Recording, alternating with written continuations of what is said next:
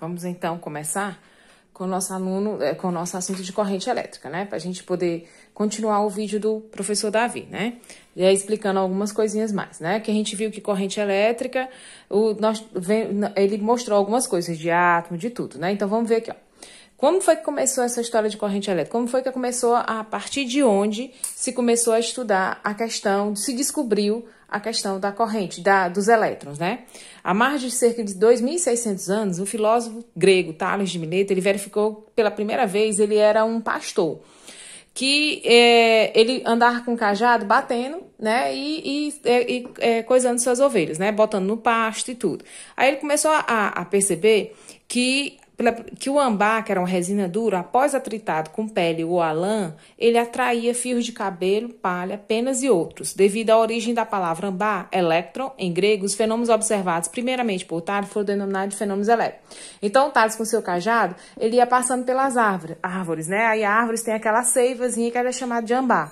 Aí, quando ele passava o cajado dele, ele ficava. Aí, quando ele entrava em contato com uma das ovelhas, passava pela ovelha, né, ou com o cajado, ou fazia alguma coisa, ele percebia que começou a puxar, a atrair, né, pequenas penas, pequenas coisinhas. Então, ele começou a perceber a atração, né, a atração entre os elétrons, né, isso depois a gente vai ver. Ele começou a perceber os fenômenos elétricos, foi a partir daí, 2.600 anos antes de Cristo, tá, 2.600, ele viu e percebeu isso, mas os fenômenos elétricos só foram realmente considerados, observados, só depois que foi explicada a questão da existência do átomo. Tá bom? Aqui ele diz, ó, os fenômenos elétricos foram considerados misteriosos durante vários séculos e só vieram a ser explicados satisfatoriamente após o conhecimento do quê? Da natureza da matéria. Ou seja, a matéria é formada de quê? De pequenas partículas que foram chamadas de átomos. Aí nós lembramos que cada átomo, por sua vez, é constituído de duas partículas. Vou mudar aqui um pouquinho o foco para cá. Meu átomo não é muito bonito, mas tudo bem. Vamos lá. O átomo, ele é formado do quê? De um núcleo, ele tem duas partes. Ele tem um núcleo, né? E ele tem a segunda parte se chama eletrosfera. A eletrosfera pode ser assim ou ela pode ser circular. A gente ainda não tem noção de como é só uma previsão que os átomos, eles giram ao redor do núcleo. Pode ser em forma de espiral ou pode ser em forma circular. Não, isso aí a gente não tem, é só cientificamente só é uma forma de mostrar que eles giram ao redor do núcleo, tá? Então, no núcleo nós temos dois elementos. Nós temos os prótons, que é a parte positiva, que é onde tem carga elétrica, e nós temos o nêutron, que não tem carga elétrica nenhuma. Já está dizendo nêutron, mas todo mundo troca porque nêutron ele diz que é negativo. Então, eu vou entrar um pouquinho na química. Então, no núcleo, o átomo é formado pelo núcleo, onde tem prótons, parte positiva, e nêutrons, parte negativa. E na eletrosfera, onde giram os elétrons, né, isso é a parte negativa. Então, o átomo é formado de duas partes, núcleo e eletrosfera, e tem três elementos, mas aí já foram descobertos outros elementos, né, os neutrinos e outras coisas. Então, essencialmente, nós vamos saber que no núcleo tem os prótons e os nêutrons, e só o próton tem carga positiva. E na eletrosfera nós temos os elétrons, que eles giram ao redor do núcleo e eles têm carga negativa, tá bom? Aí vamos voltar aqui, depois a gente volta para cá para ver mais ou menos aqui. Aí vamos voltar aqui. Aí tá que diz, né? Que cada átomo, por sua vez, é constituído de partículas ainda menores, que são os prótons, os elétrons e os nêutrons. Os prótons e os nêutrons localizam-se na parte central, como a gente já havia falado, e formam o núcleo. Os elétrons giram em torno do núcleo na região chamada de eletrosfera. A gente está vendo aqui o núcleo e a eletrosfera. Os prótons e os elétrons apresentam carga elétrica, onde possuem a mesma intensidade, mas sinais contrários. Então, se aqui fosse 12, se a carga fosse de próton fosse 12, a carga de elétrons também teria que ser 12. Só que uma é positiva, seria mais 12, e a outra seria menos 12, tá bom? A carga elétrica do próton é positiva e a do elétron é negativa, né? No átomo não existe predominância de cargas elétricas. O número de prótons é igual ao número de elétrons. Geralmente, quase todos os átomos eles estão com a parte positiva igual à parte negativa. O átomo é chamado de sistema eletricamente neutro. A gente disse que um átomo é neutro quando a parte positiva é igual à parte negativa. Ou seja, se ele tem 10 elétrons, para ele ser neutro, ele também tem que ter 10 prótons. Então, 10 prótons positivos e 10 elétrons negativos, tá bom? Entretanto, quando ele perde ou ganha elétrons, ele fica eletrizado. Eletrizado positivamente quando perde elétrons e negativamente quando recebe elétrons. Vamos ver esse caso aqui. Por exemplo, como eu havia dito, o átomo ele é eletricamente neutro quando o número de prótons é igual ao número de elétrons, tá? Como eu havia dito, vamos supor que esse átomozinho aqui, um átomo muito lindo, ele tem 10 prótons, que é a parte positiva, e ele tem 10 elétrons, que é a parte negativa. Esse átomo aqui, como a parte, o P, é igual ao E, né? 10 e 10, a gente chama ele de eletricamente neutro, tá certo?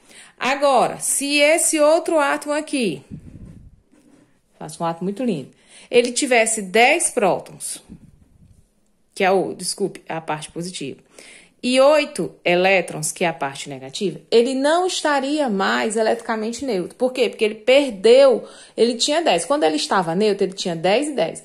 Quando ele perdeu 2 elétrons, ele ficou o quê? Eletricamente positivo. Por quê? Porque a parte positiva, que são os prótons, está maior do que a parte negativa. Então, o átomo eletricamente positivo é quando ele perde elétrons. Então, ele perdeu.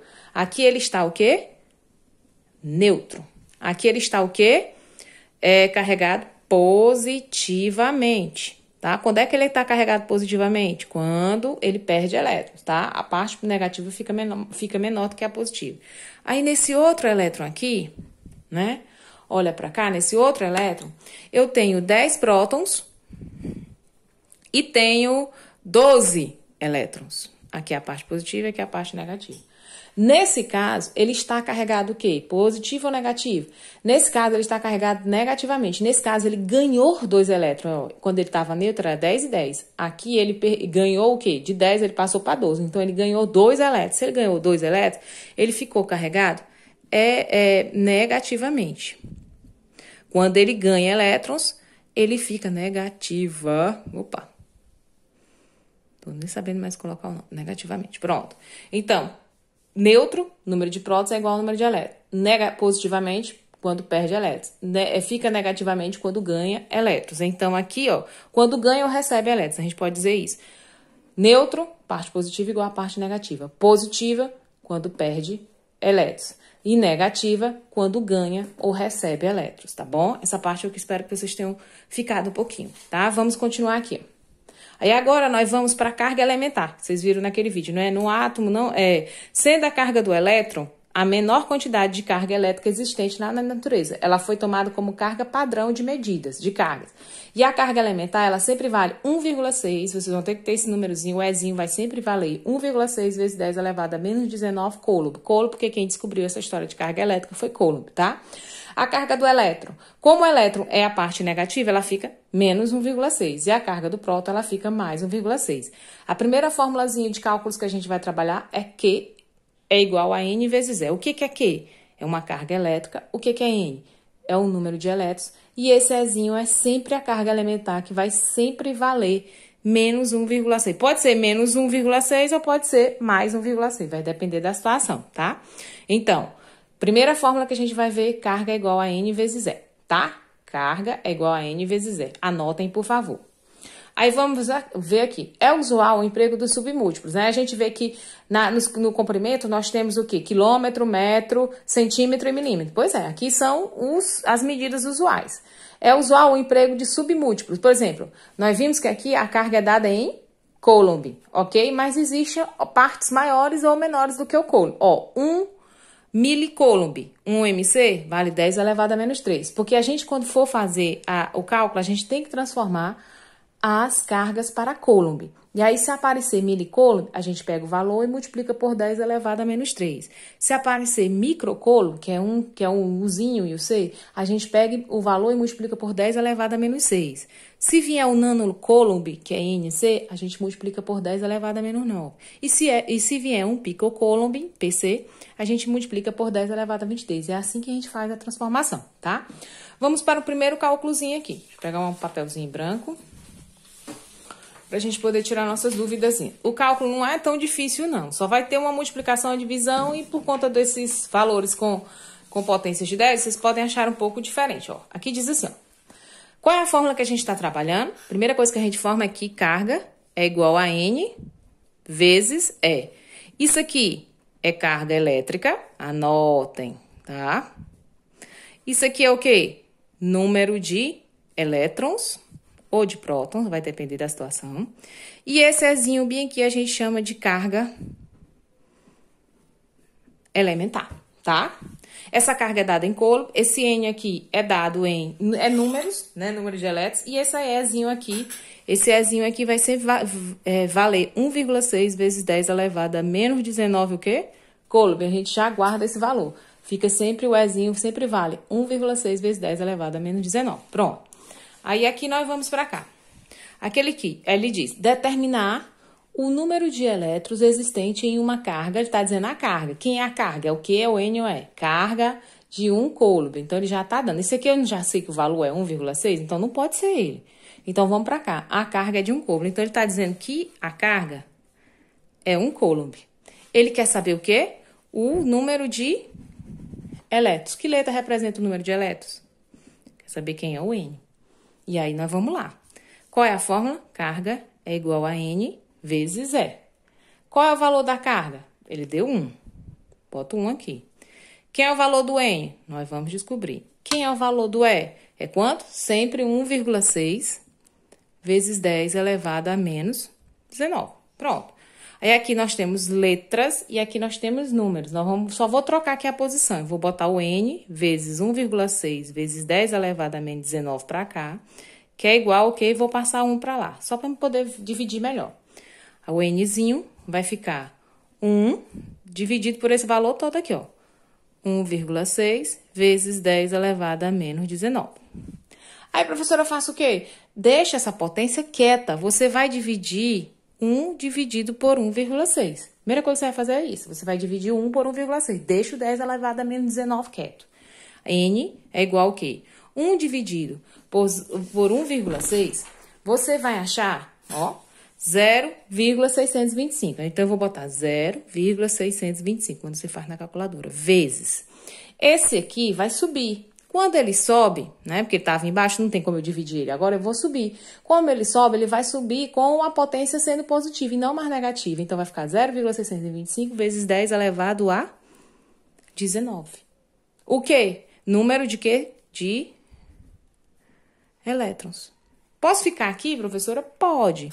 Mas como vocês viram, tem que ficar um número, né? Como o professor Davi, ele disse que tinha que ficar um número normal. 6, tem que ficar um número 6, 7, 8, né? Um múltiplo de coisa. Então, aqui ficou menos. Você pode transformar. 0,625, quando você passa a vírgula para cá, você ia diminuir aqui.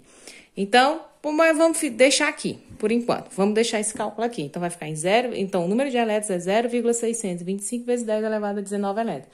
Que foi que eu fiz? No lugar da carga, eu botei 1, que é igual a N, coloquei o número do E. Trouxe a letra para cá, para esse lado, e o número para o outro. Aí, eu isolei a letra e coloquei 1 dividido por 1,6 vezes 10 elevado a menos 19. Dividi 1 por 0,6 e encontrei. Essa potência de 10, que era negativa, passa a ser positiva, tá bom? Vamos ver os outros cálculos depois.